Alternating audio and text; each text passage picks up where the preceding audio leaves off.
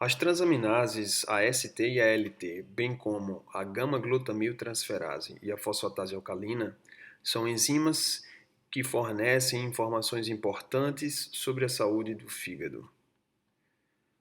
É possível avaliar laboratorialmente a função do fígado sob três aspectos. É possível avaliar o dano hepático através das dosagens das transaminases.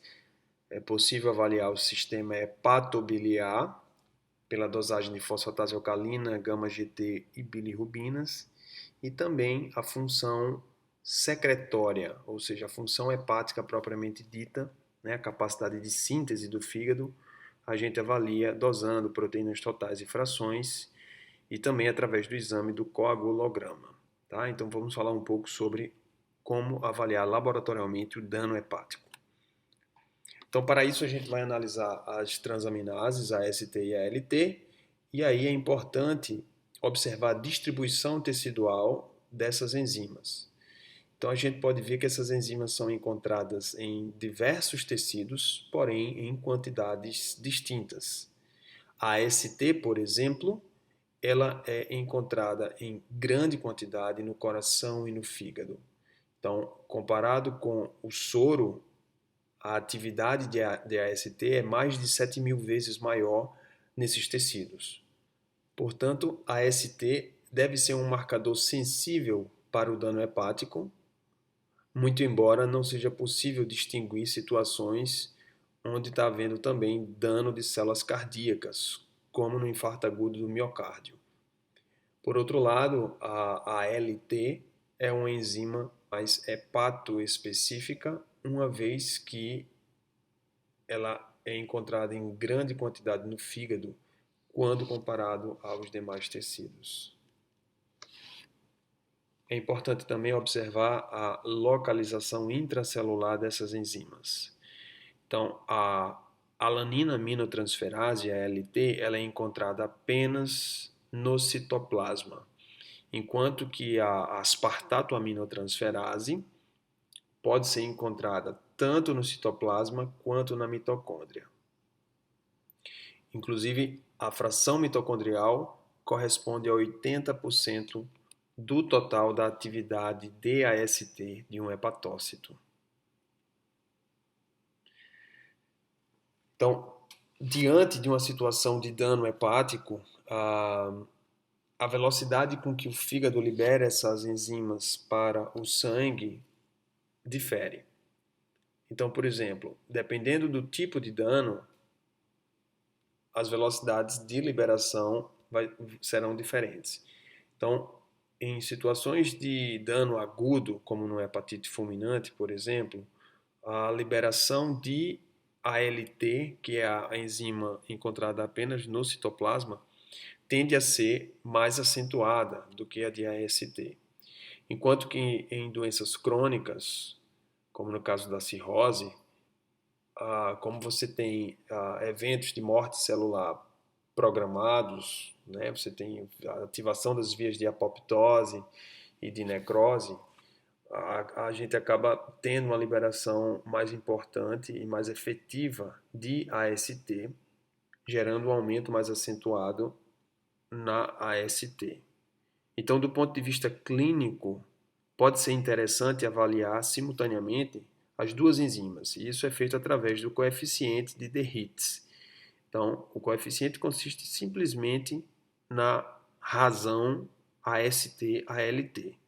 Uma razão maior do que 1 pode ser indicativa de uma doença crônica, como cirrose, enquanto que uma razão menor do que 1 pode ser indicativo de um dano agudo no fígado.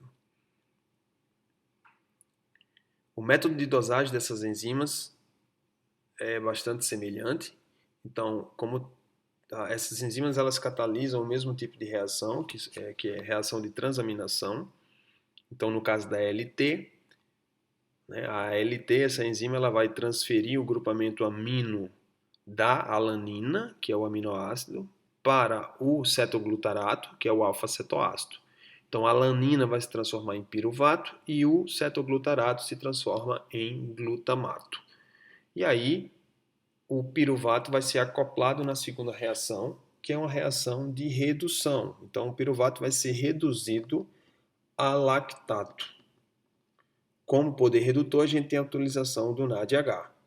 E o NADH é a molécula que absorve luz em 340 nanômetros. E, portanto, a gente pode monitorar a velocidade de consumo do NADH.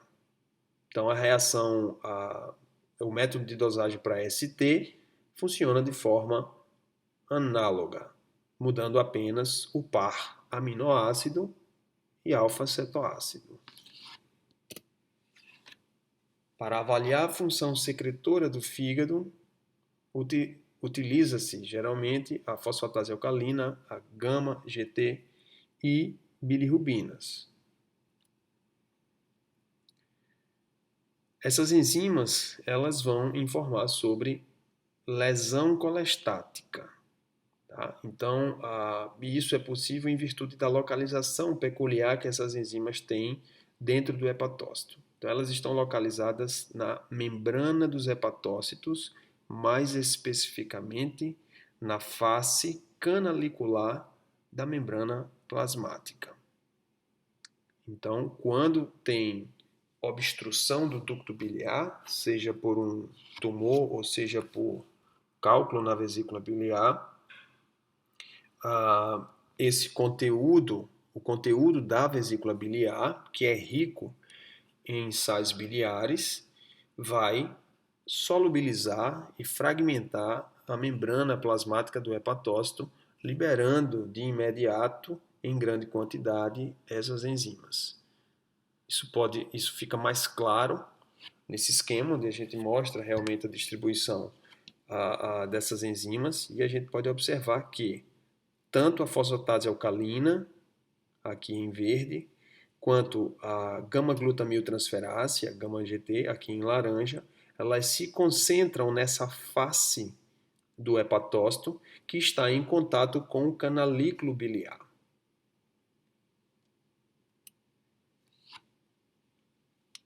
O método de dosagem da fosfatase alcalina é bastante simples. Então, utiliza-se um substrato sintético, o penitrofenilfosfato, e a fosfatase alcalina ela vai hidrolisar a ligação do fosfato, liberando o penitrofenóxido, que é um composto que absorve luz em 410 nanômetros. Já o método de dosagem da gama-GT também é bastante simples, utiliza uma única reação. Tá? Então, é uma reação que vai utilizar dois reagentes, a glicilglicina e esse outro reagente que vai ser o aceptor da glicilglicina. Então, a gama-GT, a gama-glutamiltransferase, vai transferir esse resíduo de gama-glutamil para a glicilglicina. Ao fazer essa transferência, ou seja, a junção dessas duas moléculas, esse composto fenólico aqui, que é o ANB, ele vai ser liberado. E o ANB absorve luz também em 410 nanômetros. Então, basta observar a velocidade de formação do ANB para descobrir a atividade enzimática do gama-GT.